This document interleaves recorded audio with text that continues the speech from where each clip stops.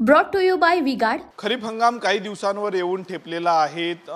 जून महिन्यात जे आहे ते शेतकरी आपल्या शेतामध्ये पेरणी करतात, त्यामुळे जे आहे ते जून महिन्याच्या पहिल्या आठवड्यामध्ये जे आहे ते बियाण्याची लगबग शेतकऱ्यांची सुरू होणार आहे। परंतु आपण पाहतो दरवर्षी अनेकदा मोठ्या प्रमाणावर जे आहे ते बाजारपेठेमध्ये बोगस बियाणं येतं आणि या बोगस बियाण्यामुळे जे आहे ते शेतकऱ्यांची फसवणूक होते।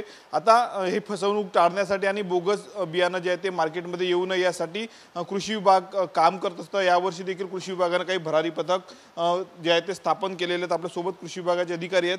सर, खरीप हंगाम तोंडावर आलेला आहे, काही दिवसातच शेतकऱ्यांची पेरणी सुरू होणार आहे। कृषी विभागाने कशी तयारी केलेली आहे बोगस बियाण्यांना आळा घालण्यासाठी? अमरावती जिल्ह्यामध्ये बोगस बियाणाचा प्रतिबंध करण्यासाठी आपण तालुका स्तरावर प्रत्येक तालुक्यामध्ये 14 तालुक्यात 14 भरारी पथकांची स्थापना केलेली आहे।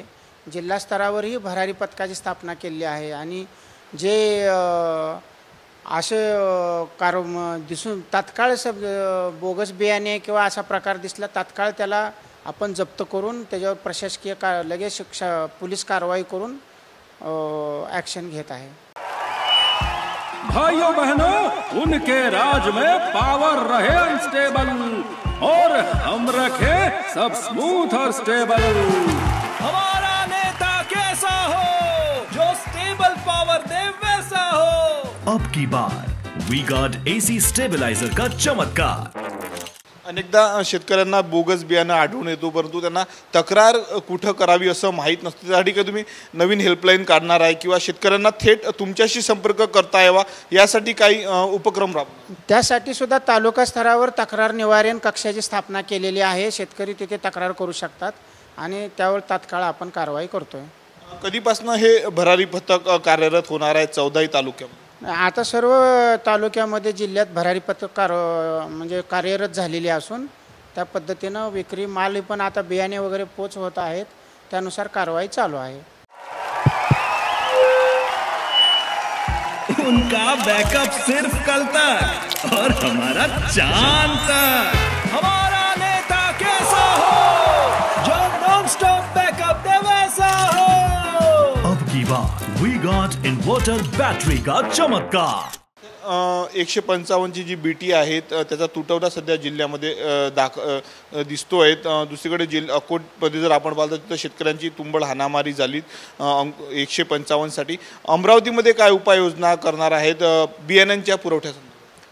त्याबाबत जिथं बियाणं म्हणजे तुटवडा असल्यामुळे जास्त किमतीनं विकलं जाऊ नये म्हणून आपण किंवा विकू नये याबाबत लेखी सर्व यांना कळवलेलं आहे।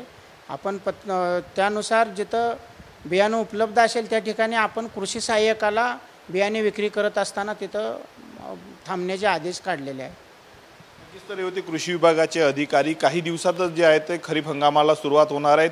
शेतकरी आपल्या शेतामध्ये जे आहे ते बियाण्याची पेरणी करणार आहेत, परंतु दुसरीकडे जर आपण पाहिलं अनेकदा बोगस बियाणं जे आहे ते बाजारपेठेमध्ये विक्रीला येत असते, त्याला आळा घालण्यासाठी आता कृषी विभाग जे आहे ते ॲक्शन मोडवर आलेला आहे। 14 तालुक्यात 14 भरारी पथक स्थापन करण्यात आलेलं आणि एक जिल्हानिहाय पथक स्थापन करण्यात आलेलं आहे। कोणी जर बोगस बियाण्याची विक्री केली तर त्याच्यावर फौजदारी गुन्हा देखील दाखल होणार असल्याची माहिती कृषी विभागाच्या अधिकाऱ्यांनी दिलेली आहे।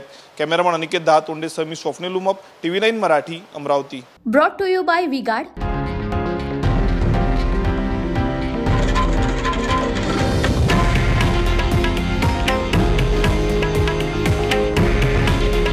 हे आहे देशातील नंबर 1 न्यूज नेटवर्क आणि आपण पाहत आहात TV9 मराठी।